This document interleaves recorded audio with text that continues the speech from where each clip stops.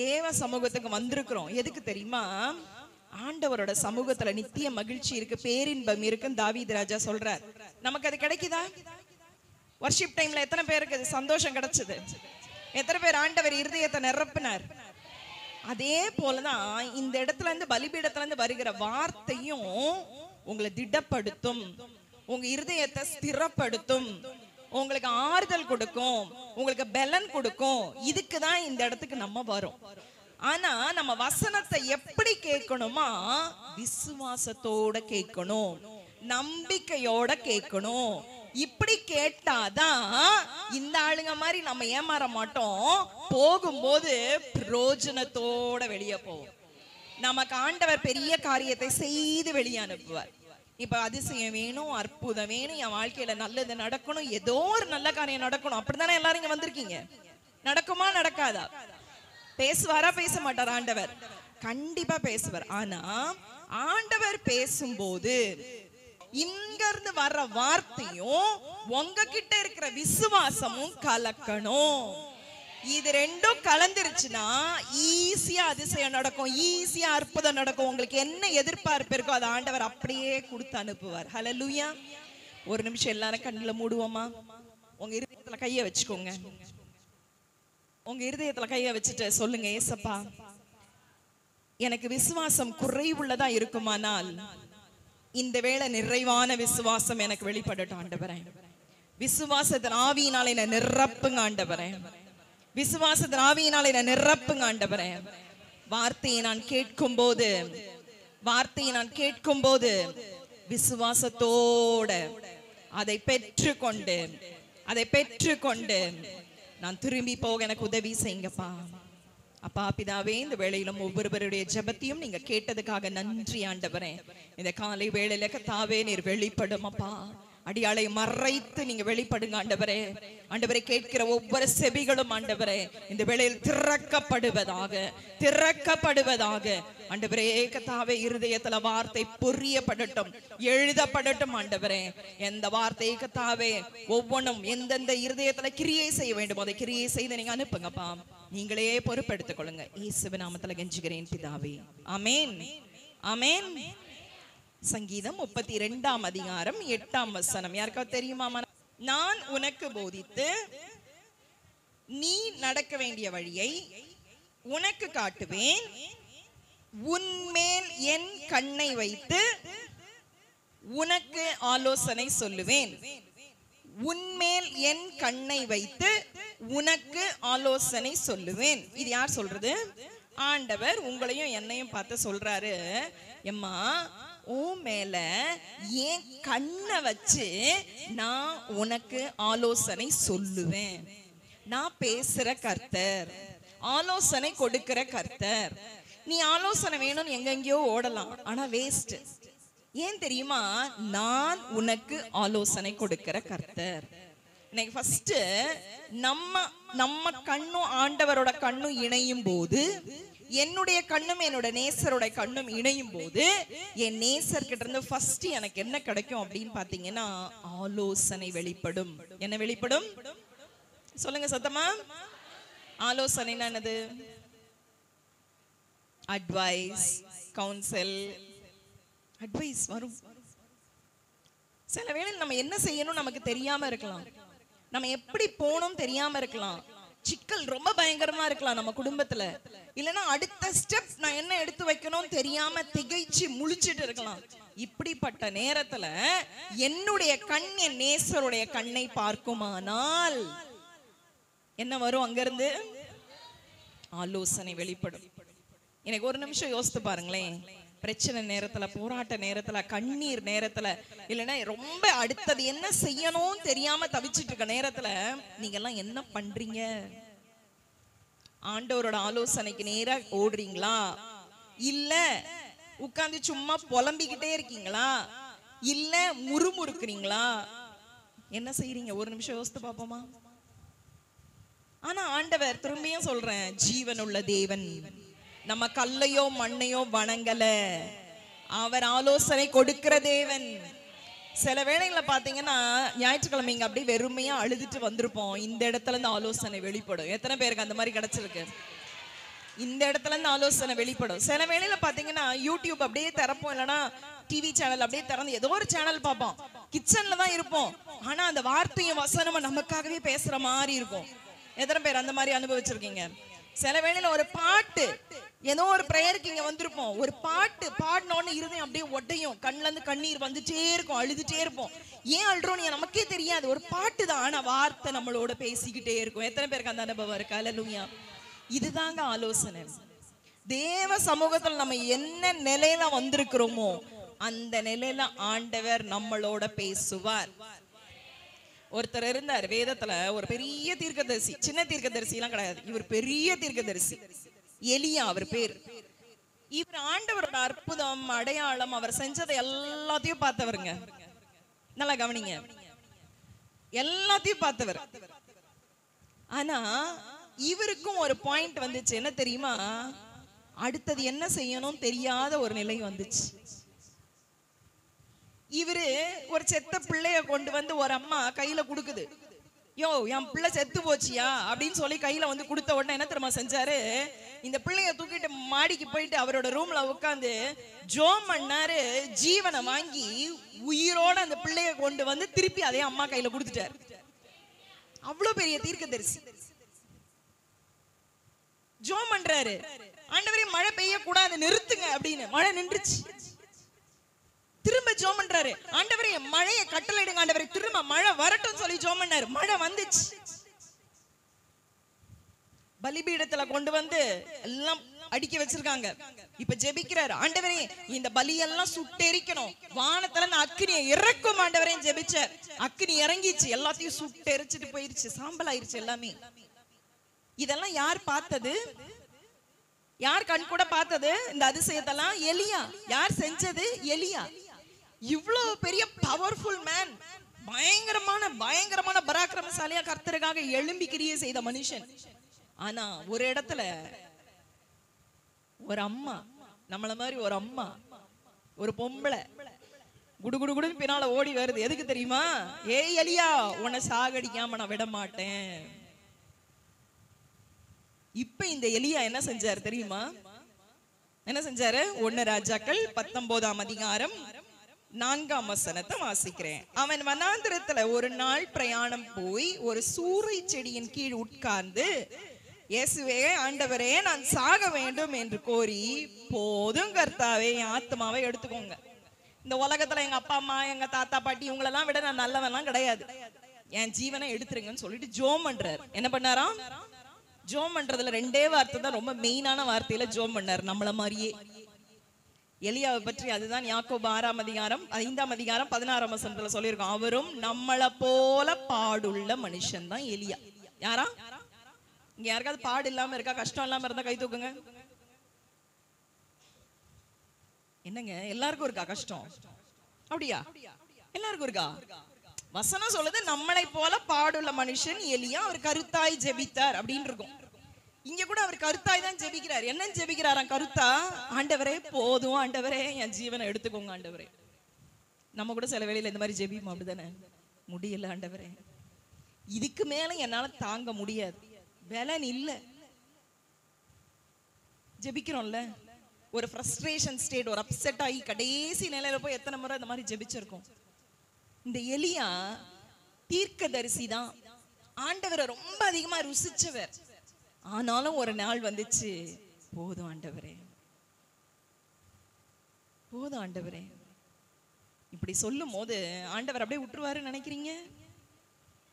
நம்ம வாழ்க்கைக்குன்னு ஒரு திட்டம் வச்சிருக்கிறார். அந்த திட்டம் நிறைவேற வரைக்கும் நம்மளை கைவிடவே மாட்டார்.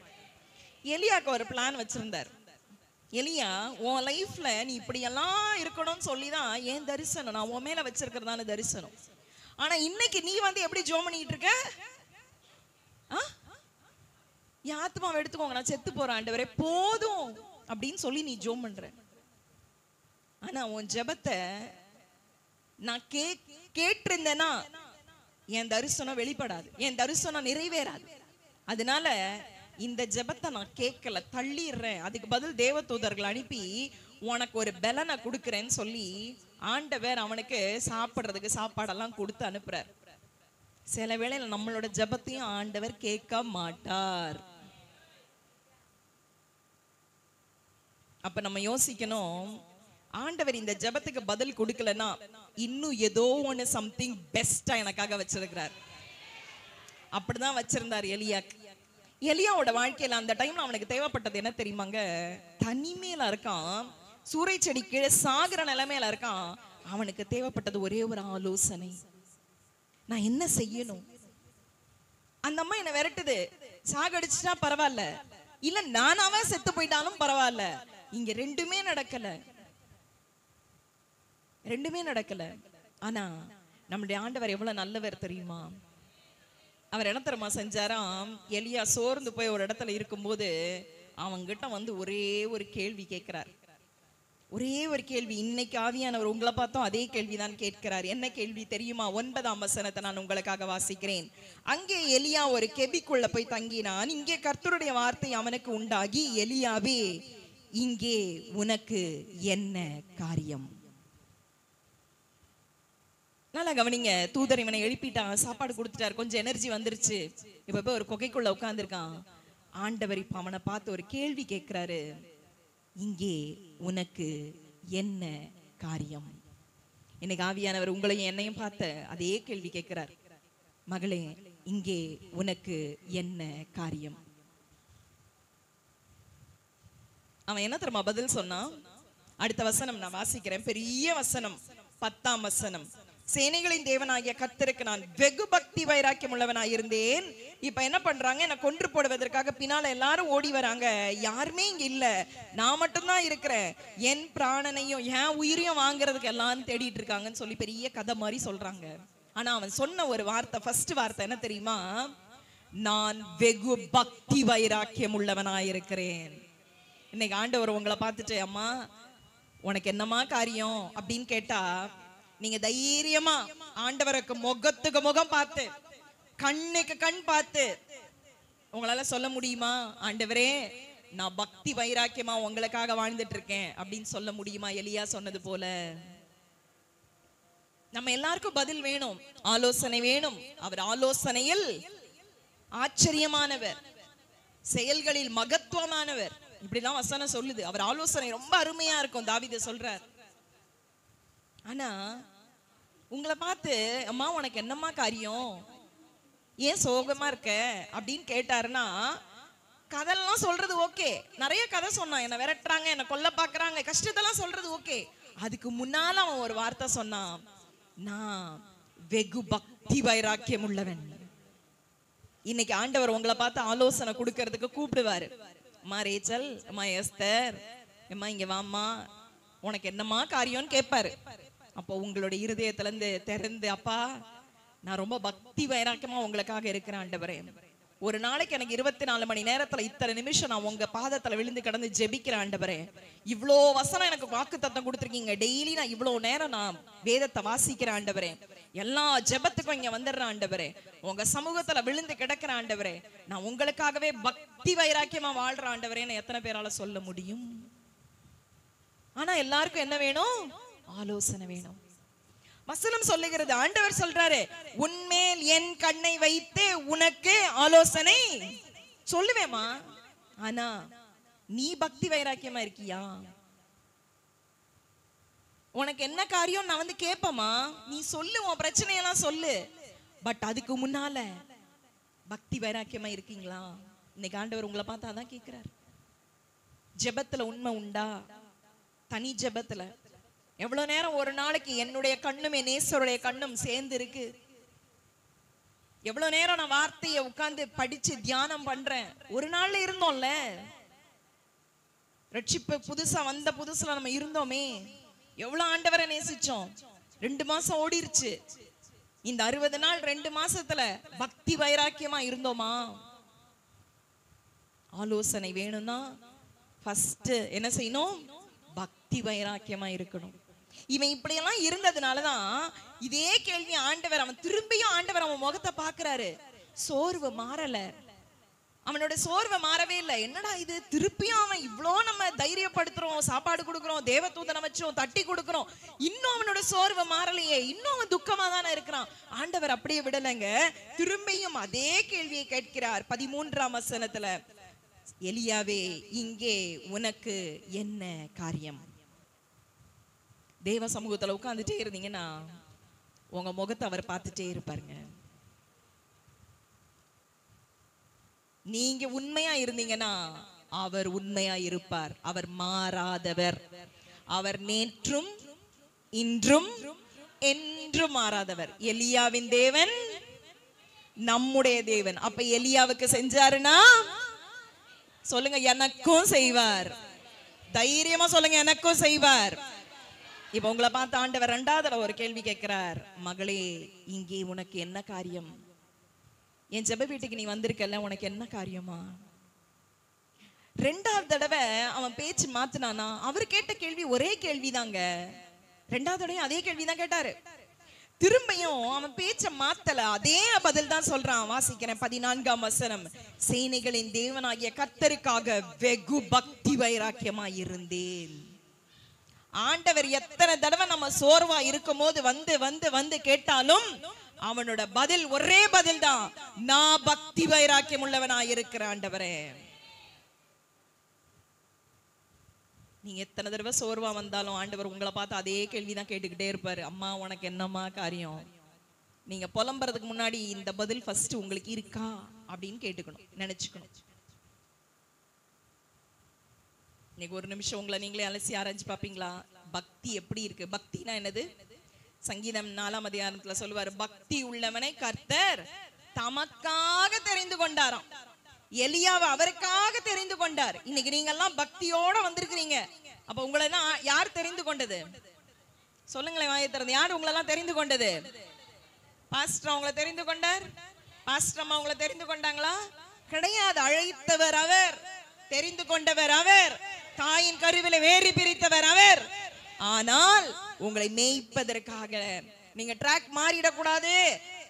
மத்த நாளெல்லாம் உலகத்துக்காக வேலை பார்க்கறீங்க. அப்படியே போகும்போது இல்லம்மா, கரெக்டா இந்த பாதைக்கு வா, நம்ம பரமகானானுக்கு ஒரு நாள் போனோம், இப்படி வந்துரு, இந்த சைடு கரெக்டா ரூட்ல போன்னு சொல்லி உங்களை ஒவ்வொரு நாளும் வழி நடத்துறதுக்காக தான் இப்படி ஒரு பாஸ்டர் அம்மா ஆண்டவர் ஏற்படுத்தி வைத்திருக்கிறார். ஹல்லேலூயா, ஹல்லேலூயா.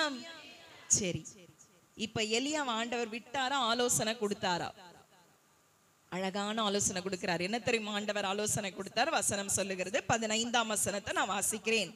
எலியா, நீ தமஸ்குவின் வழியாய் வனாந்திரத்துக்கு திரும்பி போய் ஆசகேலை சீரியாவின் மேல் ராஜாவாக அபிஷேகம் பண்ணு. அடுத்த வசனத்துல இன்னொருத்தரை ராஜாவா அபிஷேகம் பண்ணு. அதே இதுல கடைசியில எலிசாவை உன் ஸ்தானத்துல தீர்க்கதரிசியாய் அபிஷேகம் பண்ணு. இந்த மூணும் என்னது? ஆலோசனை. சத்தமா சொல்லுங்க, ஆலோசனை. யாருக்கு வருது? செத்து போனோன்னு கிடந்தவனுக்கு ஆண்டவர் ஒர்க் கொடுக்கிறாரு, வேலை கொடுக்கிறாரு. நல்லா கவனிங்க, நான் பேசுறது புரியுதுங்களா? புரியறவங்களாம் ஒரு அல்லேலூயா சொல்லுங்க. புரியவே இல்லைன்னு சொல்றவங்களாம் ஒரு அல்லேலூயா சொல்லுங்க. 2 பேருக்கு புரியல. ஏசே கொஞ்சம் உதவி பண்ணுங்கப்பா. சரி, இப்ப நல்லா கவனிங்க. எலியாக்கு ஆண்டவர் ஆலோசனை கொடுக்கிறார். என்ன தெரியுமா ஆலோசனை கொடுக்கிறாரு? ஏய், உன்னை இந்த உலகத்துல நான் தீர்க்கதரிசியா ஏற்படுத்தினதுக்கு, இல்லைன்னா இந்த உலகத்துல உன்னை நான் படைச்சதுக்கு ஒரு காரணம் இருக்கு. நீ செத்து போவேன்னு சொன்னாலும் நான் உன்னை சாக விட மாட்டேன். ஏன் தெரியுமா? ஓ மேல இருக்கிற தரிசனம், அபிஷேகம் மகா பெரியது. ஹல்லேலூயா, ஹல்லேலூயா. நீ 2 பேரை ராஜாவாக்கணும், ஒருத்தனை தீர்க்கதரிசி ஆகணும். நீ செத்து போனதுக்கு அப்புறம் அந்த இடத்துல வேற ஒருத்தனை தீர்க்கதரிசியா நீனாவே அபிஷேகம் பண்ண போற. இது எவ்வளவு பெரிய ஆச்சரியமான காரியம், யோசிச்சு பாருங்களேன். ஆனால் தேவ நீதி தரிசனம் இருக்குமானால் ஒரு நாளும் அதை யாராலையும் மாற்ற முடியாது. ஹல்லேலூயா. இந்த இடத்துல எலியாக்குன்னு 2-3 அசைன்மெண்ட் ஆண்டவர் கொடுத்தார். இதை நீ தான் செய்யணும், நீ சாக வேணாம், போ, இவனை ராஜாவாக்கு, அவனை ராஜாவாக்கு, தீர்க்கதரிசியாக்கு. ஆக்குனாரா இல்லையா? எலியாக்கு அடுத்தது யார் வந்தது தீர்க்கதரிசியா? சொல்லுங்க. எலிசா தீர்க்கதரிசியா வந்தார். எலியாவோட அபிஷேகம் யார் மேல இறங்கிச்சு? எலிசா மேல இறங்கிச்சு. எப்படி இறங்கிச்சு? எத்தனை மடங்கு? ரெட்டத்தனையா இறங்கிச்சு. ஹல்லேலூயா. இன்னைக்கு எத்தனை பேருக்கு அந்த அபிஷேகம் வேணும்? எத்தனை பேருக்கு அந்த அபிஷேகம் வேணும்? நம்ம போயும் இதே மாதிரி உட்கார்ந்து ஆண்டவரேன்னு கேட்கும் போது எலியா கிட்ட எப்படி பேசினாரோ அதே மாதிரி உங்ககிட்டயும் என்கிட்டயும் ஆண்டவர் பேசுவார். இதை செய்யுமா இதை செய்யாதம்மான்னு சொல்லுவார். ஹல்லேலூயா. எத்தனை பேர் இன்னைக்கு நான் பக்தி வைராக்கியம் உள்ளவனா மாறுறேன்னு சொல்லி ஆசைப்படுறீங்க? எல்லாம் பழையபடி முந்தி எத்தனை மணி நேரம் ஜெபிச்சோம், முந்தி எவ்வளவு நேரம் ஆண்டவர், அதே மாதிரி திரும்ப மாறிட்டோம்னா எப்படி எலியாக்கு ஆலோசனை வெளிப்பட்டதோ நீங்க என்ன செய்யணும்னு உங்களுக்கு ஆலோசனை வெளிப்படும். என் வாழ்க்கையில எனக்கு ஆலோசனை வெளிப்பட்டுச்சு. எப்படின்னு சொல்லட்டுமா? நான் கிட்டத்தட்ட என்னோட 20 வயசுல டீச்சரா போனேன். என்னவா போனேன்? நான் டீச்சர், அதனால நிறைய கேள்வி கேட்பேன், டக்கு டக்குன்னு ஆன்சர் சொல்லணும். நான் என்னவா மாறினேன்? 20 வயசுல டீச்சரா போனேன். ஆண்டவர் 20 வயசுல இருந்து அப்படியே டீச்சராகவே இருக்க வைக்காம எச்எம் ஆக்குனார். அப்புறம் வைஸ் பிரின்சிபல் ஆனேன், பிரின்சிபல் ஆனேன், சீனியர் பிரின்சிபல் ஆனேன். ஒரே ஒரு டிகிரி தான் முடிச்சுட்டு உள்ள போனேன். ஆனா ஆண்டவரோட கிருபையில பாத்தீங்கன்னா கிட்டத்தட்ட 10 டிகிரி முடிக்கிறதுக்கு ஆண்டவர் எனக்கு உதவி செஞ்சார். அல்லேலூயா, கர்த்தருக்கே மகிமை. நான் இவ்வளவுதான் முடிச்சுட்டு கடைசியில மேல போய் எங்க உட்காந்துருக்கேன்? இப்ப சீனியர் பிரின்சிபலா உட்காந்துருக்கேன். எனக்கு கீழே கிட்டத்தட்ட ஒரு 12 ஸ்கூல் இருக்கு. ஆண்டவர் என்ன சின்ன வயசுலயே என்னை உயர்த்தி வச்சு அழகு பார்த்தார். காரணம் என்னன்னா, எனக்கு வசனம்லாம் ரொம்ப பிடிக்கும். அதனால நான் என்ன பண்ணுவேன், வசனத்தை வச்சு ரொம்ப ஜோம் பண்ணுவேன். ஆண்டவரே நீர் என்னை கீழாக்க கூடாது, மேலாக்குவீர், என்னை வாழாக்காமல் தலையாக்குவீர். இப்படியே ஜோமணி ஆண்டவர் என்னை அழகா உயர்த்தி அழகு பார்த்தார். ஆனால் ஒரு நாள் ஆண்டவர் என்ன சொன்னாரு, எம்மா எனக்கு வந்து இதுக்கிடையில 2014ஆம் ஆண்டு பாடல் எழுதுறதாலும் ஒரு ஊழியத்தையும் ஆண்டவர் கொடுத்தார். கிட்டத்தட்ட இது வரைக்கும் 70 பாடல்கள் எழுதுவதற்கும் ஆண்டவர் எனக்கு உதவி செய்தார். ஹல்லேலூயா. இப்படி இருக்கும் போது ஒரு நாள் திடீர்னு என் வேலைக்காக நான் கிளம்புறேன், எல்லாம் நடந்துட்டு இருக்கு. திடீர்னு எனக்கு ஒரு எண்ணம் இருதயத்துல இருந்து, ஒரு பாடல் எழுதும் போது அந்த பாடல் வரிகள் எப்படி சொல்லுது அப்படின்னா, சிலுவையை எடுத்துக்கொண்டு என்னை பின்பற்றி வருவாயா அப்படின்னு ஒரு கேள்வி இருக்கும். இப்போ பாட்டு நான் எழுதுறேன், வேலைக்கும் போறேன். இப்ப ஆண்டவர் என்னை உடைக்கிறார், கேட்கிறாரு, ஊரெல்லாம் கேட்கிறிய கேள்வி, சிலுவையை சுமந்து என் பின் வாராயான்னு, முதல்ல நீ வரியான்னு கேட்டார். என் இருதயம் சுக்குநூறா உடைஞ்சிச்சு. அதுக்கு முன்னாலே நான் ஆண்டவருக்காக சின்ன சின்ன ஊழியங்களை செய்து கொண்டிருந்தேன். ஆனா அந்த நாள் என்னை ஆண்டவர் முழுவதுமாக உடைத்தார். அப்ப நான் ஆண்டவருக்கு ஒரே ஒரு பதில் சொன்னேன், வரேன்பா, நான் வரேன். அன்னைக்கு நான் என்னோட வேலையெல்லாம் விட்டு கர்த்தருக்காக வேதத்தை எடுத்துக்கொண்டு முழு நேர ஊழியத்திற்கு என்று என்னை அர்ப்பணித்து நான் வெளியே வந்துட்டேன். யோசிச்சு பாருங்க, 10 டிகிரி முடிச்சு நல்ல சம்பளம், கிட்டத்தட்ட எனக்கு 1 லட்சம் ரூபாய் சம்பளம் கொடுத்துருந்தாங்க. கார், டிரைவர், வீடு எல்லாம் கொடுத்துருந்தாங்க. நீங்க எல்லாரும் வேலம்மாள் அப்படின்னு ஸ்கூல் கேள்விப்பட்டிருப்பீங்க, அங்கதான் இருந்தேன். என்னை நம்பி ஸ்கூல் தொடங்கிறதுக்காக அம்பாசமுத்திரம், தென்காசி இப்படிப்பட்ட இடங்களுக்கெல்லாம் என்ன அனுப்புவாங்க. அங்கேயே வீடு எடுத்து கொடுப்பாங்க. 3 மாசம் 6 மாசம் தங்கி இருந்து வீடு எல்லா வேலையெல்லாம் முடிச்சுட்டு திருப்பி சென்னைக்கு வருவேன். இவ்வளோ டெடிக்கேட்டடா, இவ்வளோ சின்சியரா வேலை பார்த்த நான் ஒரு நாள் எல்லாத்தையும் விட்டுட்டு ஆண்டவருக்காக வீட்டுக்கு வந்துட்டேன். இப்ப நான் வீட்டுக்கு வந்திருக்கிறேன். கர்த்தர் என்னுடைய கணவனையும் எடுத்து விட்டார். எனக்கு 2 பிள்ளைங்க, பொம்பளை பிள்ளைங்க 2. அதுலயும் என்னோட பெரிய பிள்ளை ஸ்பெஷல் சைல்டு. என்னோட 2வது மகள் பிகாம் ஃபைனல் இயர் படிச்சுட்டு இருக்கா. இப்படியாக எல்லாத்தையும் விட்டுட்டு நான் வீட்டுக்கு வந்த உடனே என்னை வெத்தலை பாக்கெல்லாம் வச்சு, இல்லைன்னா பழம் எல்லாம் சீரெல்லாம் வச்சு வீட்டுக்குள்ள கூப்பிட்டுருப்பாங்கன்னு நினைக்கிறீங்க? எல்லாரும் நினைச்சிட்டு இருந்தாங்க இவ ஏதோ லீவுக்கு வீட்டுக்கு வந்திருக்கான்னு சொல்லி தான் நினைச்சிட்டு இருந்தாங்க. நானும் வீட்டுக்கு வந்தேன். ஆனா எனக்கு மட்டும் தெரியும் என்னோட அழைப்பு, தரிசனம். ஆண்டவர் என்ன கொண்டு ஏதோ பெரிய காரியம் செய்ய போறாருன்னு சொல்லி நான் வீட்டுல வந்து இருந்த நாள்ல இருந்து என்னை வீட்டுல என் கூட நான் ரொம்ப எல்லாருக்கும் ரொம்ப செல்ல பிள்ளை. ஆனா என்னைக்கு நான் தரிசனத்தோட வீட்டுக்குள்ள நுழைஞ்சிடும், எல்லாரும் என்னை விட்டு பின்னால போக தொடங்கிட்டாங்க. எனக்கு தெரிஞ்சதெல்லாம் ஒன்னே ஒண்ணுதான், 4 செவருக்குள்ள உட்காந்து அழ மட்டும்தான் தெரியும். யாரும் என் கூட பேச மாட்டேங்கிறாங்க. யாராவது பேச வந்தா முதல்ல சொல்றது என்ன விஷயம் அப்படின்னா, எம்மா இந்த ஸ்கூல்ல வேலை இருக்கா, மரியாதையா போய் ஜாயின் பண்ணு, உன் பிள்ளைங்களுக்கு சாப்பாடு போடு, யாருக்கிட்டையும் வந்து கையேந்திராத, நாங்க யாரும் உனக்கு ஹெல்ப் பண்ண மாட்டோம். என் கூட பிறந்தவங்களே சொல்றாங்க, என் வீட்டு வாசல்ல காலை வச்சா வெட்டிடுவேன். எல்லாராலையும் ஒதுக்கப்பட்டேன், எல்லாராலையும் கைவிடப்பட்டேன். காரணம் ஒன்னே ஒண்ணுதான், என் ஆண்டவருடைய கண்ணும் என்னுடைய கண்ணும் இணைந்தது. அவருடைய ஆலோசனையில நான் பிடிச்சுக்கிட்டேன். மனுஷருடைய ஆலோசனை நான் கேட்கல. அப்போ ஜெபிக்க தொடங்கினேன். ஆண்டவரே நான் என்ன செய்யணும்? 2020 இது நடக்குது, நான் என்ன செய்யணும் எனக்கு தெரியாது. திடீர் ஒரு நாள் எனக்கு ஒரு ஃபோன் கால் ஒரு டிவி சேனல்ல இருந்து வந்துச்சு. அந்த ஃபோன் காலில் வந்தோன்னா அந்த பிரதர் என்கிட்ட சொன்னாங்க, இந்த மாசத்தோட வாக்குத்தத்த செய்தி நீங்க தான் கொடுக்கணும் எங்க சேனல்லன்னு.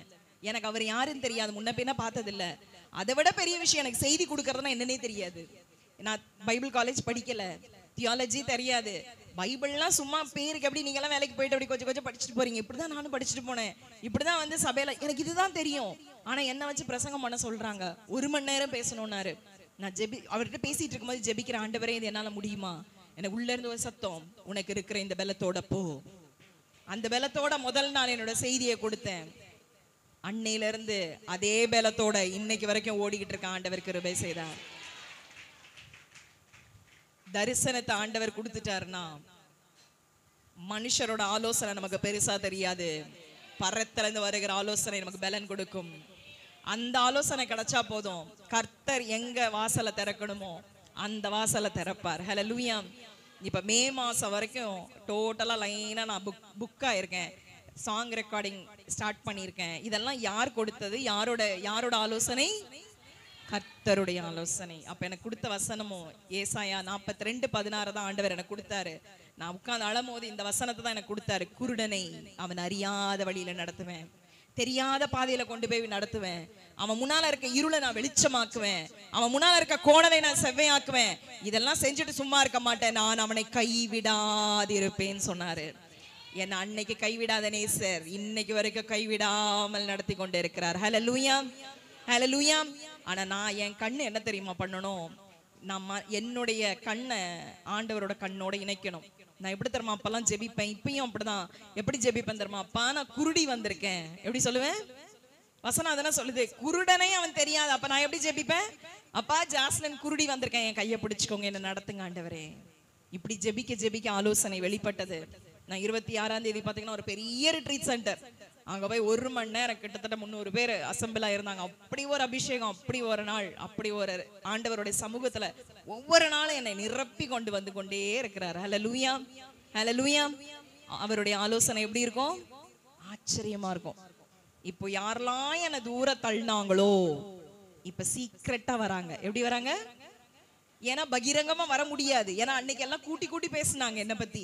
அதனால இப்ப தனித்தனியா எனக்கு பிரேயர் ரிக்வெஸ்ட் அனுப்புறாங்க வாட்ஸ்அப்ல. ஒருத்தர் சொல்லுவாங்க, எனக்கு குழந்தை இல்ல ஜோம் பண்ணுங்க. ஒருத்தங்க சொல்றாங்க, எனக்கு கடன் பிரச்சனை, எனக்காக ஜோம் பண்ணுமா.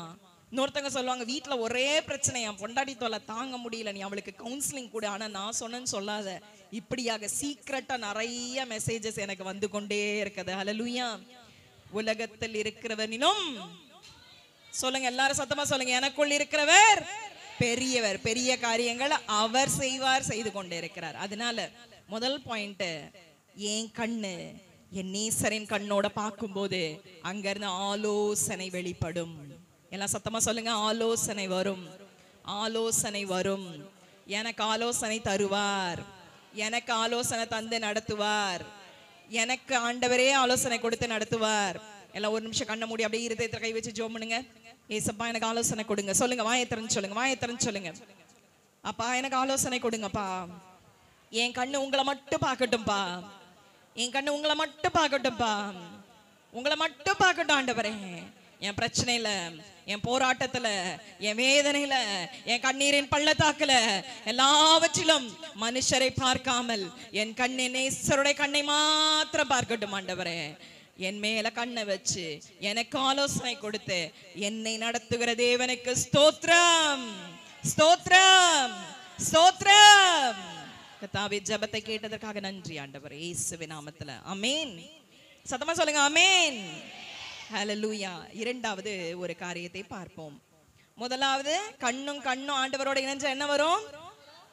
சத்தமா சத்தமா ஆலோசனை. ஆண்டவரோட பிளான் என்னன்னு உங்களுக்கு தெரிஞ்சிடும். அதுக்கப்புறம் பயப்படவே வேணாம் உலகத்தெல்லாம் பார்த்து. இரண்டாவது ஒரு காரியத்தை பார்ப்போம். சங்கீதம் 121ஆம் அதிகாரம் 1ஆம் வசனம். சங்கீதம் 121:1. எனக்கு ஒத்தாசை வரும் பர்வதங்களுக்கு நேராக என் கண்களை ஏறெடுக்கிறேன். எனக்கு ஒத்தாசை வரும் பர்வதத்துக்கு நேராக என் கண்களை, ஏமா கவனிக்கிறீங்களா? தூங்கிட்டீங்களா? கவனிக்கிறீங்களா? சத்தமே இல்ல, அல்லேலூயா சொல்லுங்க. நான் கோடிட்ட இடங்கள் மாதிரி டேஷ் போடுவேன். அப்ப நீங்க அங்க இருந்து ஆன்சர் சொல்லணும். அதுதான் விசுவாசம்.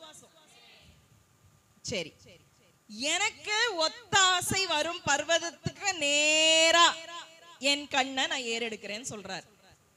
இதுவும் என் கண்ணு என் நேசரோட கண்ணை பார்க்கறது இணைகிறதான ஒரு இடம் தான். ஆனா முதல்ல ஆலோசனை வெளிப்பட்டது. இப்ப அவர் என்ன வெளிப்படும் சொல்றாரு? எனக்கு ஒத்தாசை வரும். ஒத்தாசைனா என்னது? உதவி. என்னது? சத்தமா சொல்லுங்க. உதவி. ஒத்தாசைனா என்னது? நம்ம எல்லாருக்கும் உதவின்னு ரொம்ப தேவைப்படும், அப்படிதானே? அது எப்ப தெரியுமா உதவி ரொம்ப தேவைப்படும்? கஷ்டத்துல, சிக்கல்ல, போராட்டத்துல, இந்த மாதிரி டைம்ல தான் ரொம்ப ஆசைப்படுவோம். எதுக்கு? உதவிக்கு.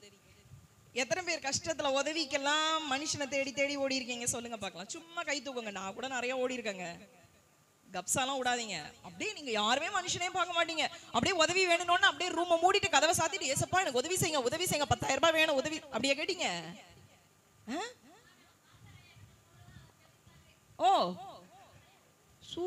எல்லாத்துக்குமே எதுக்குமே நீங்களாவே எந்த முடிவும் எடுத்ததே கிடையாது. கை தட்டுங்கம்மா உங்களுக்காக எல்லாரும். இப்படி ஒரு சாட்சி, பெரிய சாட்சி இது. நான் உங்ககிட்ட இருந்து நிறைய கத்துக்கிறேம்மா. பெரிய சாட்சி. நல்லா கவனிங்க. அந்த அம்மா சொன்னதுதான் கர்த்தர் நம்ம கிட்ட எதிர்பார்க்கிறார். அதுதான் எதிர்பார்க்கிறார். என்ன தெரியுமா எதிர்பார்க்கிறாரு? ஏம்மா நீ மனுஷனை சார்ந்து மனுஷனை பிரச்சனை டைம்ல போய் பார்த்தது போதும். வேஸ்ட். அவங்களுக்கு ரகசியம் தெரியும், வேஸ்ட். அதே இது நான் ஜெபிக்க தொடங்கிட்டேன்னா, பாஸ்டர்ட்ட சொல்லிட்டேன்னா, இல்லைன்னா இங்க ஜெபம் நடக்கும்போது வந்துட்டேன்னா, ஒண்ணு எனக்கு என்ன உதவி கொடுக்கணுமோ அவர் கொடுப்பார். இல்லனா இது உனக்குரியது இல்ல வேறன்னு சொல்லி வழியையும் காட்டிடுவார். ஹல்லேலூயா. அதனால உதவி ஒரே விஷயத்துக்காக நம்ம ஜெபம் பண்ணிட்டே இருக்கும்போது சில விஷயங்கள் தாமதிக்கும், கிடைக்கும். சில விஷயம் தேவ சித்தம் இல்லைன்னா கிடைக்கவே கிடைக்காது. அதனால பிரச்சனை வரும்போது வசனம் சொல்லுகிறது, சங்கீதம் 60:11 வாசிங்கம்மா. சங்கீதம். இக்கட்டில், பிரச்சனையில, போராட்டத்துல இயேசுவே எங்களுக்கு உதவி செய்யும். மனுஷனுடைய உதவி சொல்லுங்க வேஸ்ட். சொல்லுங்க மனுஷனுடைய உதவி வேஸ்ட். சொல்லுங்க சத்தமா, மனுஷனுடைய உதவி வேஸ்ட். ஆண்டவரோட உதவி பெஸ்ட். ஆண்டவரோட உதவி ஏன் தெரியுமா? ஒரு ராஜா சொல்றாரு, பலன் உள்ளவனுக்காகிலும் பலன் அற்றவனுக்காகிலும் எனக்கு பலன் இருக்கோ இல்லையோ, என்னால முடியுமோ முடியாதோ, உதவி செய்வது அவருக்கு லேசான காரியங்க. அது சிம்பிள் வேலைங்க, லேசான காரியங்கன்னு சொல்றாரு. இன்னைக்கு நமக்கும் உதவி தேவை அப்படின்னா யாரை போய் பார்க்கணும்? கர்த்தரை போய் பார்க்கணும். ஒரு அம்மா இருந்தாங்க பைபிள்ல. இந்த அம்மா ஊரை விட்டு ஊர் போனாங்க. நல்லா கவனிங்க, கதை மாதிரியே சொல்லிடுறேன். ஒரு ஊரை விட்டு வேற ஊருக்கு போனாங்க. போகும்போது எப்படி போனாங்களாம்? பயங்கரமா அப்படியே கெத்தா போனாங்க. ஏன்னா அவங்க தனியா போல, அவங்க வீட்டுக்காரு அவங்களுக்கு 2 பையன் 3 ஆம்பளை துணையோட ஒரு ஊருக்கு போறாங்க. யாரும் கண்டுபிடிச்சிட்டீங்களா? இல்லையே. யார் சொன்னா? நகோமின்னு ஃபர்ஸ்ட். சரி, நகோமி அம்மா போனாங்க. அங்க போன இடத்துல என்னாச்சு? வீட்டுக்காரும் செத்து போயிட்டாரு, 2 பையங்களும் செத்து போச்சு. ஆனா 2 பையங்களுக்கும் கல்யாணம் பண்ணி வச்சுட்டாங்க. அந்த 2 மருமக பிள்ளைங்க வீட்லயே இருக்குது. இப்போ 3 ஆம்பளை போச்சு, 2 பொம்பளைங்க வீட்டுக்கு வந்துருச்சு புதுசா. இப்ப இந்த அம்மா கூட இருக்கிறது 2 பொம்பளைங்க. இப்போ இதுலயும் ஒரு பொண்ணு என்ன சொல்லிருச்சு? வீட்டுக்கு அனுப்பி விட்டாங்க. அம்மா நீ உன் அம்மா வீட்டுக்கு நீ போயிரு, என்னாலாம் உன்னை பாத்துக்க முடியாது. இன்னொரு பொண்ணு மருமகளையும் கூப்பிட்டு சொல்றாங்க, அம்மா நீ உன் வீட்டுக்கு போயிரு, என்னால உன்னை பாத்துக்க. இந்த பொண்ணு சொல்லிச்சு, ஏமா அதெல்லாம் வேணாம், நான் உன் கூட தான் இருப்பேன். யாரை பார்த்து சொல்லுது? மாமியாரை பார்த்து சொல்லுது. மாமியாரை பார்த்து என்ன சொல்லிச்சு? நீ எங்க போனாலும் உன் கூட தான் வருவேன். உன் சொந்தக்காரங்களாம் யாரோ அவங்க தான் எனக்கும் சொந்தக்காரங்க. ஆனா இதெல்லாம் விட பெரிய ரகசியம் அந்த பொண்ணு சொல்லிச்சு, நீ கும்பிடுற தேவன் தான் எனக்கும் தெய்வம்னு சொல்லிச்சு. ஏன் தெரியுமா? அந்த பொண்ணுக்கு ஒரு ரகசியம் தெரியும். அவர் ஜீவனுள்ள தேவன். அவரை நோக்கி பார்த்தவங்க ஒரு நாளும் வெட்கப்பட்டு போனது இல்ல. நான் அவரை பார்த்தா எனக்கு வேண்டிய உதவி அங்க இருந்து வரும் அப்படின்ற ரகசியம் யாருக்கு தெரிஞ்சதுமா? இந்த பொண்ணுக்கு தெரிஞ்சிச்சு. இந்த மாமியாகாரி கூட என்ன பண்ணிருச்சு தெரியுமா இடையில? அதுக்கு பேர் என்ன சிஸ்டர் சொன்னீங்க? நகோமி. அந்த மாமியா அம்மா பேர் என்ன?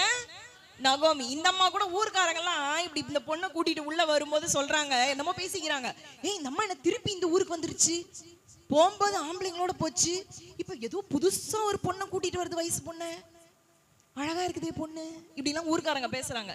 இப்ப இந்த நகோமி அம்மா என்ன தெரியுமா சொல்றாங்க? ஏய், என் பேரை இனிமேல் யாரும் நகோமின்னு சொல்லாதீங்கடா, என் பேரை மாறான்னு சொல்லுங்க. என்னன்னு சொல்லுங்க? நகோமினா இனிமை. இனிமேல இருந்து என் பேரை மாறான்னு சொல்லு. என் பேர் என்னவா? கசப்பு. மாறானா என்னது? என் வாழ்க்கை எப்படி மாறிடுச்சு? ஏன்? நான் போகும்போது ஆம்பளையோட போனேன், எனக்கு எதுவுமே இல்லை, சொத்து பந்தம் சொந்தம் எல்லாத்தையும் இழந்துட்டு ஏதோ ஒரு பொண்ணு அங்க இருந்து கூட்டிட்டு வந்துகிட்டே இருக்கேன்யா. உதவியற்ற நிலை. எப்படி இருந்திருக்கும் அந்த ரெண்டுமே பொம்பளைங்க தாங்க, உதவியே இல்லை, உதவியற்ற நிலை. ஆனா அவங்களுக்கு ஒரே ஒரு ரகசியம், பெரிய ரகசியம் தெரிஞ்சுதான். என்ன தெரியுமா? வசனம் சொல்லுகிறது, ரூத் 2ஆம் அதிகாரம் 12ஆம் வசனத்தை நான் வாசிக்கிறேன். உன் செய்கைக்கு தக்க பலனை கர்த்தர் உனக்கு கட்டளையிடுவார். இஸ்ரவேலின் தேவனாகிய கர்த்தருடைய செட்டையின் கீழ் அடைக்கலமாய் வந்த உனக்கு அவராலே நிறைவான பலன் வரும். ஹல்லேலூயா. உதவி எப்படி வரும்? ஆறாகுறையா கொஞ்சம் நெஞ்சமெல்லாம் ஆண்டவர் கொடுக்க மாட்டார். குடுக்கறத எப்படி கொடுப்பாரா? கூரையை பிச்சுக்கிட்டு கொடுப்பார். அப்படின்னா என்ன அர்த்தம்? நிறைவா கொடுப்பார், நிறைவா கொடுப்பார். இதுதான் நம்மளோட தெய்வம். நிறைவானவர் வரும்போது குறைவெல்லாம் போயிரும். ஆனா அந்த நிறைவை வைத்திருக்கிறதான அவரை என் கண்ணு பார்க்கணும். உதவியற்ற நிலை, சாப்பாடு கொடுக்க கூட அங்க யாருமே இல்லை. ஆனால் இந்த இடத்துல அவளுக்கு போவாஸ்னு ஒருத்தரை ஆண்டவர் உதவிக்காக வச்சிருந்தார். வயல்ல அவளுக்கு சாப்பாடு கொடுக்கறதுக்கு ஆள் இருந்தது, தண்ணி கொடுக்கறதுக்கு ஆள் இருந்துச்சு, எல்லா இடத்துலயும் ரூத்துக்கு ஆள் இருந்துட்டே இருந்துச்சு. அது மட்டும் ஆண்டவர் கொடுத்தாரு? இந்த பொண்ணு ஒரு விதவை, ஆனா இந்த பொண்ணுக்கு ஒரு வாழ்க்கையை ஆண்டவரால ஏற்படுத்த முடிஞ்சது. ஹல்லேலூயா. வாழ்க்கையோட விட்டுட்டாரா? பிள்ளை பாக்கியத்தையும் கொடுத்தார். ஹல்லேலூயா. சொல்லுங்க ஒரு ஹல்லேலூயா. பிள்ளை பாக்கியத்தையும் கொடுத்தார். அந்த பிள்ளையோட சந்ததியில வந்ததுதான் யாராம்? சொல்லுங்க, இயேசு. யாரு? யாருக்கிட்ட உதவியே இல்லாம, ஊர் பேர் இல்லாம, அட்ரஸும் இல்லாம ஊர் விட்டு ஊர் வந்துச்சு ஒரு பொண்ணு. ஆனா அந்த பொண்ணுக்கே ஒரு மாப்பிள்ளையும் கொடுத்து, அந்த பொண்ணுக்கு ஒரு வாரிசு ஆம்பளை பிள்ளையும் கொடுத்து ஆசீர்வதிக்க முடியுமானால், என் கண்ணு என் நேசரோட கண்ணோட பார்க்கும்போது என் வாழ்க்கையிலையும் அதே விதமா உதவி நடக்குமா நடக்காதா? விசுவாசத்தோட சொன்னீங்கன்னா உங்களுக்கு நடக்கும். எனக்கு உதவி செய்ய என் தேவனால் கூடும். சொல்லுங்க. ரூத்தின் தேவன் என்னுடைய தேவன், ரூத்தின் தேவன் என்னுடைய தேவன். சரி, ஃபர்ஸ்ட் பாயிண்ட் என்ன சொன்னேன்? என் கண்ணும் என் நேசருடைய கண்ணும் இணையும் போது ஃபர்ஸ்ட் என்ன கிடைக்கும்? சத்தமா ஆலோசனை. உங்க லைஃபுக்கு தேவையான பிளான் என்ன? காலேஜ் படிக்கணுமா? எந்த காலேஜ் போகணும், இல்லை என்ன படிக்கணும், இல்லை நான் என்ன பேசணும்னு கூட ஆண்டவர் சில நேரம் சொல்லி கொடுப்பார். என்ன பண்ணணும் எல்லாமே ஆண்டவர்ட்ட இருந்து கிடைக்குங்க, எல்லாம் கிடைக்கும். எலியாவின் தேவன், சொல்லுங்க, எலியாவின் தேவன் எனக்கும் ஆலோசனை கொடுப்பார். இதுதான் ஃபர்ஸ்ட் பாயிண்ட். ரெண்டாவது, என்னுடைய கண்ணும் என்னுடைய நேசருடைய கண்ணும் இணையும் போது எனக்கு ஒத்தாசை வரும். பர்வதத்தை நான் நோக்கி பார்க்கும் போது எனக்கு என்ன வரும்? உதவி வரும். அதுதான் ஒரு பாடல பெர்க்மன்ஸ் அழகா பாடுவார். என்ன பாடுவாரு? உதவி வரும் கண்மலை நோக்கி பார்க்கின்றேன், வானமும் வையமும் படைத்தவரை நான் பார்க்கின்றேன். உதவி வரும் கண்மலை நோக்கி பார்க்கின்றேன், வானமும் வையமும் படைத்தவரை நான் பார்க்கின்றேன். எல்லாம் பாடுவோமா? எல்லாம் பாடுவோமா? தூங்குறவங்க எல்லாம் பாட வேண்டாம், மத்தவங்க எல்லாம் எல்லாரும் கையை தட்டி உற்சாகமா. உதவி வரும் கண்மலை நோக்கி பார்க்கின்றேன், வானமும் வையமும் படைத்தவரை நான் பார்க்கின்றேன். உதவி வரும் கண்மலை நோக்கி பார்க்கின்றேன், வானமும் வையமும் படைத்தவரை நான் பார்க்கின்றேன். ஹல்லேலூயா. எத்தனை பேர் பார்க்கிறோம்? சில சமயம் நம்ம கண்ணு ஒன்றரை கண்ணு ஆயிரும். இங்கேயும் பார்ப்போம், அங்கேயும் பார்ப்போம், இப்படிலாம் பார்ப்போம். இன்னிலிருந்து அப்படிலாம் பார்க்க வேண்டாம். ஆண்டவரே, எனக்கு எப்பெல்லாம் உதவி வேணுமோ நான் 4 செவுத்துக்குள்ள வந்து உட்கார்ந்துருவேன், உங்க காப்பேன், விட மாட்டேன். யாக்கோபு சொல்றேன், என்னை ஆசீர்வதித்தால் ஒழிய உம்மை நான் விட மாட்டேன். ஆண்டவரே, நம்ம ஜெபம் அப்படிப்பட்ட ஜெபமா இன்னையில இருந்து மாறணும். அப்படி மாறிச்சுன்னா குழந்தை இல்லைனா குழந்தை கிடைக்கும், வீடு இல்லைனா வீடு கிடைக்கும். என்ன உங்களுக்கு வேணுமோ உதவி பரத்துல இருந்து வரும். ஹல்லேலூயா. மனுஷன் கைய பார்க்கவே வேண்டாங்க, அதிசயம் ஆட்டோமேட்டிக்கா நடக்கும், அற்புதம் ஆட்டோமேட்டிக்கா நடக்கும். என் வாழ்க்கையில் அப்படிதான். எல்லாரும் நினைச்சாங்க நான் போய் 100 ரூபாய்க்கும் 200 ரூபாய்க்கும் போய் பிச்சை கேட்பேன் ஒரு நாள்ல. இன்னைக்கு வரைக்கும் ஆண்டவர் என்னை உச்சிதமான கோதுமையினால போஷித்து கொண்டு இருக்கிறார். நல்லா சாப்பிடுறோம், படுத்தா தூங்குறோம். இதுக்கு மேல வாழ்க்கையில் என்னங்க ஆசீர்வாதம் வேணும்? ஹல்லேலூயா, ஹல்லேலூயா. கர்த்தர் நம்மளை ஆசீர்வதிப்பார். மூன்றாவது ஒரு காரியம், சங்கீதம் 123:2 ஒருத்தர் வாசிங்க. இதோ வேலைக்காரரின் கண்கள்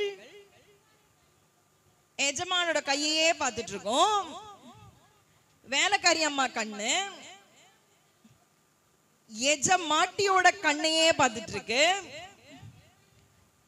எங்கள் தேவனாகிய கர்த்தர் எங்களுக்கு இரக்கம் செய்யும் வரைக்கும் எங்கள் கண்கள் அவரையே நோக்கி இருக்கிறது. எவ்வளவு அழகான வசனம் பாத்தீங்களா? கடைசி மட்டும் வாசிமா திருப்பி. எங்கள் தேவனாகிய கர்த்தர் எங்களுக்கு இரக்கம் செய்யும் வரைக்கும் எங்கள் கண்கள் அவரையே நோக்கி இருக்கான். இன்னைக்கு என் கண்ணு ஆண்டவரை நோக்கி இருக்கணும்னா ஃபர்ஸ்ட் என்ன வெளிப்படும் சொன்னேன்? எலியாக்கு என்ன வெளிப்பட்டுச்சு? என்ன வெளிப்படும்? முதல்ல மறந்துட்டீங்களா என்ன? நீங்க ஸ்கூல்ல தான் என் பசங்க எல்லாம் சும்மா அப்படியே டக்கு டக்குன்னு ஆன்சர் சொல்லுவாங்க. அது மாதிரி இருக்கணும். அப்படியே டக்கு அப்பதான் ரேங்க் அடிக்க முடியும். ஸ்டேட் ரேங்க், அந்த ரேங்க், இந்த ரேங்க்னு அந்த மாதிரி இருக்கணும். ஸ்மார்ட்டா இருக்கணும், டக்கு டக்கு ஆன்சர் சொல்லணும். ஃபர்ஸ்ட் என்னது? என்னுடைய கண்ணு நேசரோட கண்ணோட இணையும் போது என்ன கிடைக்கும்? ஆலோசனை கிடைக்கும். எலியாவின் தேவன். இரண்டாவது, என்னோட கண்ணு நேசரோட கண்ணு இணையும் போது மேல இருந்து என்ன வரும்? உதவி வரும். ரூத்தோட தேவன் எந்தெந்த காரியத்தான் உதவி வேணுமோ அவர்கிட்ட போனா கிடைச்சிரும். மூணாவது, இது ரொம்ப முக்கியம் நம்ம வாழ்க்கையில. அவர் சொல்றாரு, வேலைக்காரங்க எல்லாம் வேலை முடிச்ச உடனே கூலி வாங்குறதுக்கு யார்கிட்ட வந்து நிப்பாங்களாம்? வாசல்ல வந்து நிப்பாங்க, ஐயா காசு கொடுப்பாரு அப்படின்னு சொல்லிட்டு. அதே மாதிரிதான் வேலைக்காரி. அப்பெல்லாம் வேலைக்காரிகள் தனித்தனியா ஒரு எஜமான், பெண்களுக்கு அப்படி இருப்பாங்க. இப்ப மூணாவது ஒண்ணு சொல்றாரு, என் கண்ணு எனக்கு இறக்கம் கிடைக்கிற வரைக்கும் என் தேவனாகிய கர்த்தரையே பார்த்துட்டு இருக்கும். இங்க மூணாவது என்ன தெரியுமாங்க வெளிப்படணும் நம்ம வாழ்க்கையில? இரக்கம் வெளிப்படணும், தேவனோட தயவு வெளிப்படணும். இந்த ரெண்டும் நம்ம வாழ்க்கையில வெளிப்படலைன்னா நம்ம வாழ்க்கை கொஞ்சம் திண்டாட்டம் தான். நான் ஓப்பனா சொல்றேன், கொஞ்சம் திண்டாட்டம் தான். இதுக்கு என்ன தெரியுமா ரொம்ப முக்கியம்? ஆண்டவரே எனக்கு இறங்கும் அப்படின்னு ஜெபிக்கணும். ஒரு குருடன் கூட எப்படி தெரியுமா ஜெபிச்சானா? தாவீதின் குமாரனே எனக்கு இறங்கும். அப்ப இந்த இரக்கம் என்ன தெரியுமா பண்ணும்? ஆண்டவரை மேல இருந்து அப்படியே இறக்கிறோம், அவரோட இருதயத்தை அப்படியே நம்ம கிட்ட கொண்டு வந்துரும். இதுதான் இரக்கம், இதுதான் தயவு, இதுதான் ரொம்ப முக்கியம். அவரோட அன்பு அப்படியே அவர் இழகிருவாரு. ஆனா அந்த இறக்கம் கிடைக்கிற வரைக்கும் என் கண்ணு அவரை பார்த்துட்டே இருக்கணும். இதுதான் வசனம் சொல்லுது, நான் சொல்லல.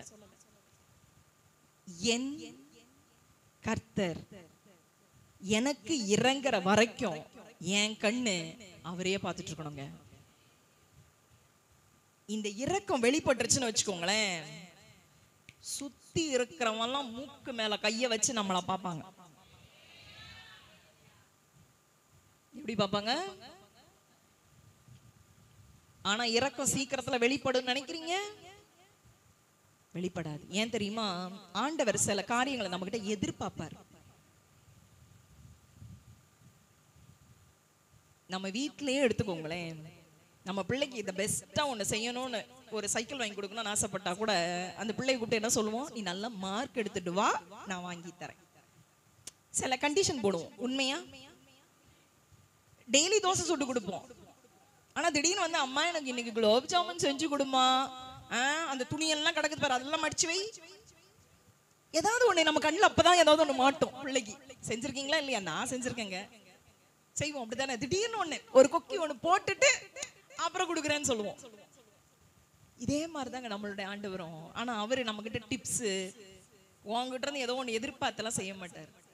அவர் என்ன தெரியுமா எதிர்பார்ப்பாரா? ஒரு வசனம் வாசிக்கிறேன். இந்த காரியத்தை மட்டும் நீங்களும் நானும் செஞ்சுட்டோம்னு வச்சுக்கோங்களேன், அடுத்தவங்க முன்னால நம்ம தலைய நிமிர்ந்து நிக்க வைப்பார். இரக்கத்தை வெளிப்படுத்தி. ஹல்லேலூயா.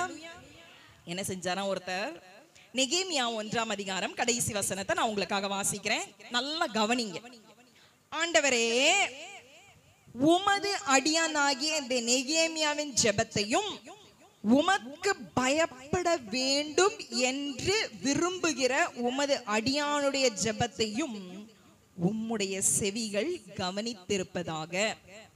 ஃபர்ஸ்ட் உங்க ஜெபத்தையும், உங்க நாமத்துக்கு நான் பயப்படணும், இயேசுவின் நாமத்துக்கு பயப்படணும் அப்படின்றதையும் விரும்புற என்னுடைய ஜெபத்துக்கு உங்க செவிகள் திறந்திருக்கட்டும். அதோட அவன் நிக்கல.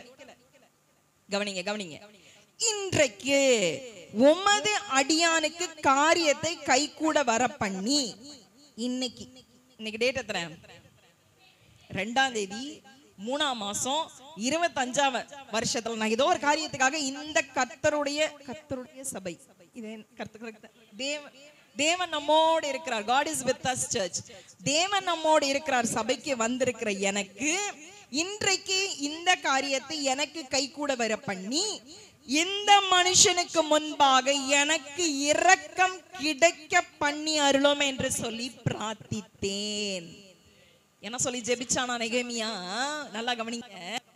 ஆண்டவரே, நான் மத்தவங்க எல்லாம் இந்த சர்ச்சுக்கு வரல. இந்த சைடு பார்த்தா எல்லாம் பொம்பளைங்க தான், 2 சைடுமே.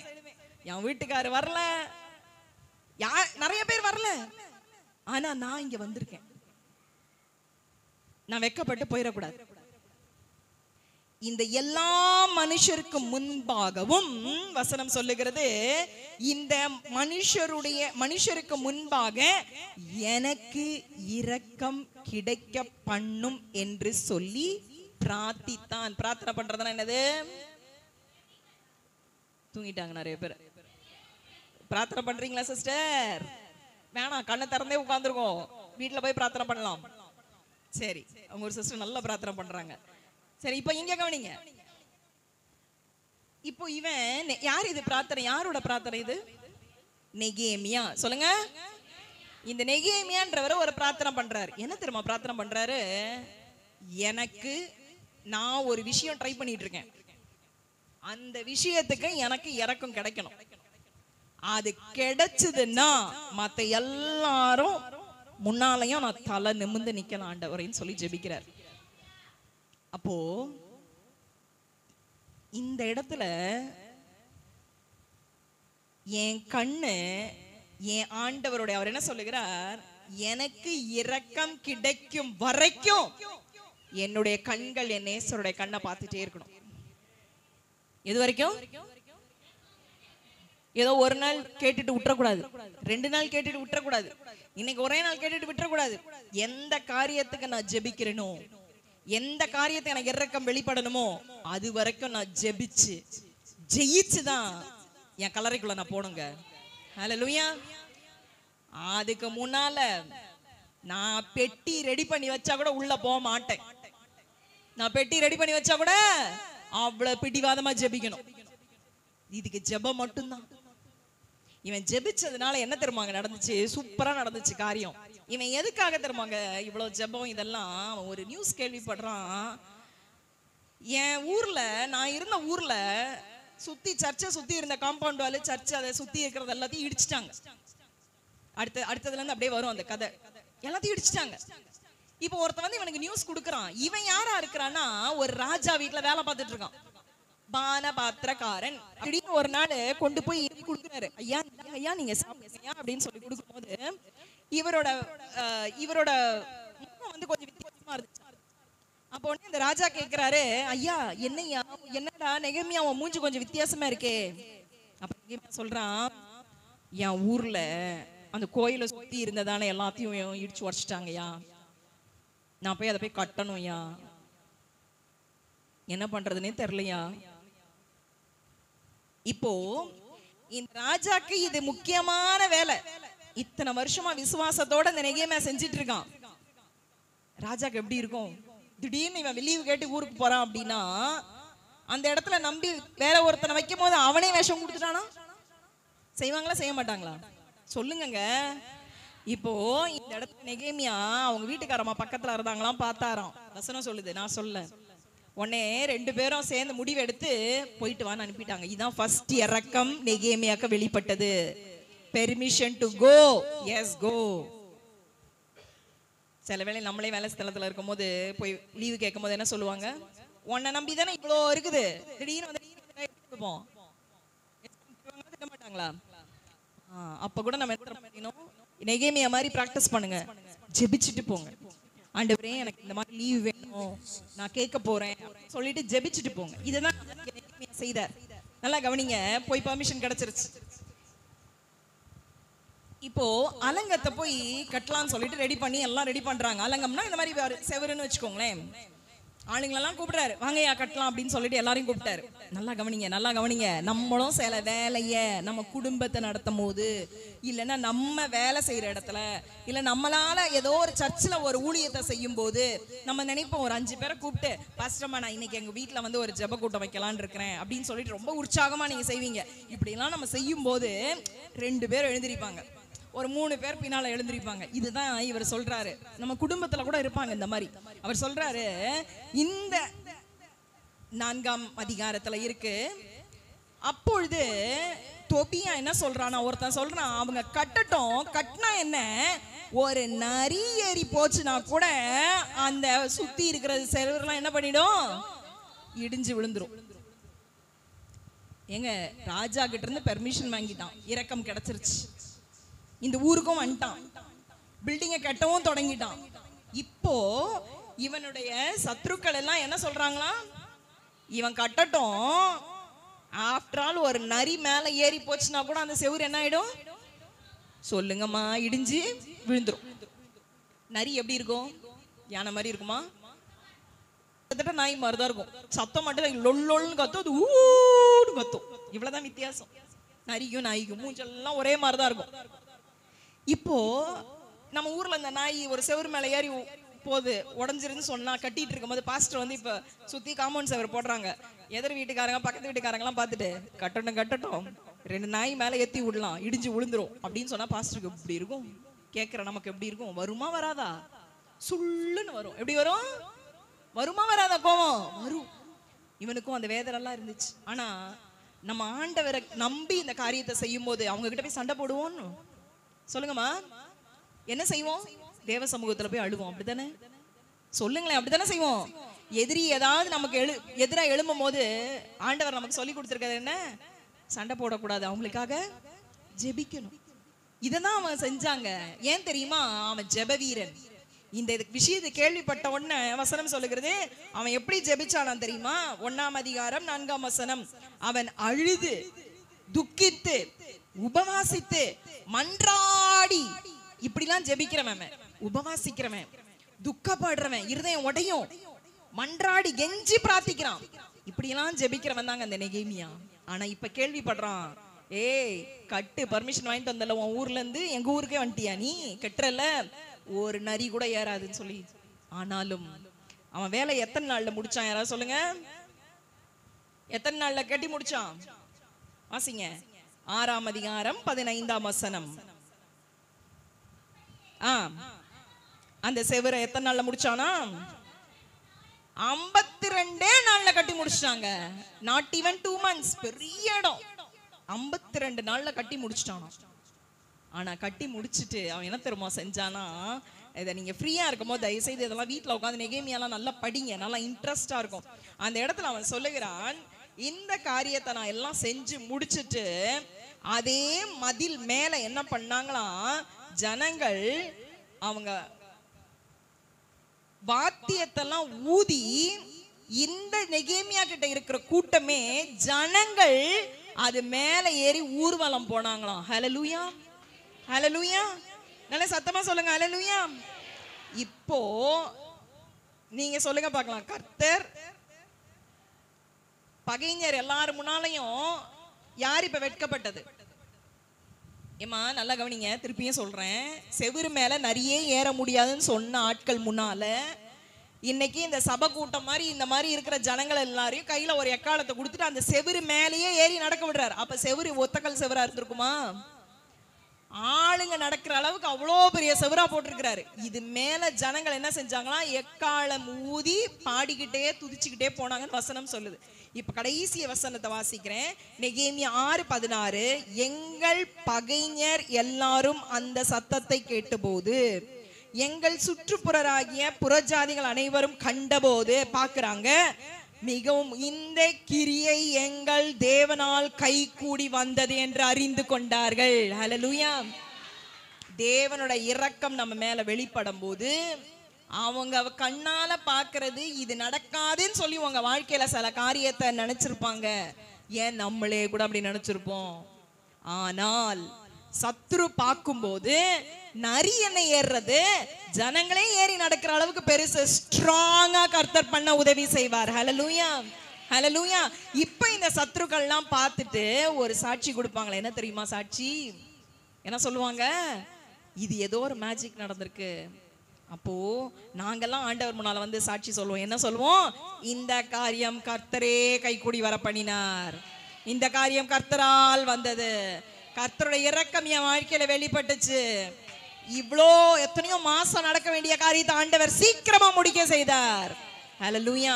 அதுதான் ஏசாயா 60 கடைசியில ஒரு வசனத்துல 22ஆம் வசனத்துல சொல்வார், சின்னவன் ஆயிரமும் சிறியவன் பலத்த ஜாதியும் ஆவான், ஏற்ற காலத்துல தீவிரமாய் அதை நடப்பிப்பேன். சொல்லுங்க, ஏற்ற காலத்துல, ஏற்ற காலத்துல தீவிரமாய் அதை நடப்பிப்பேன்.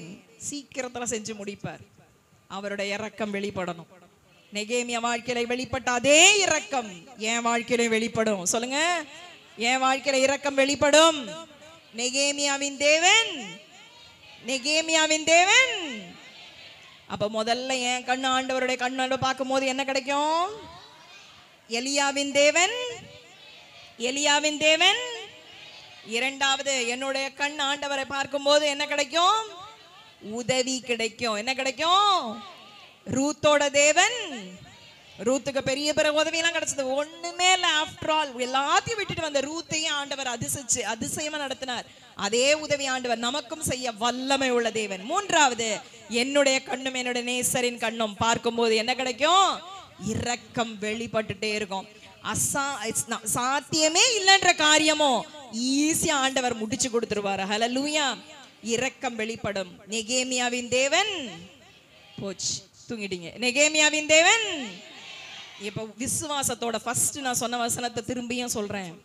ஜனங்க வந்தாங்க, வசனத்தை கேட்டாங்க, விசுவாசம் இல்லாம வீட்டுக்கு போயிட்டாங்க, பிரயோஜனமே இல்லாம போயிடுச்சு. இன்னைக்கு நீங்க இவ்வளவு நேரம் வசனத்தை கேட்டிருக்கீங்க.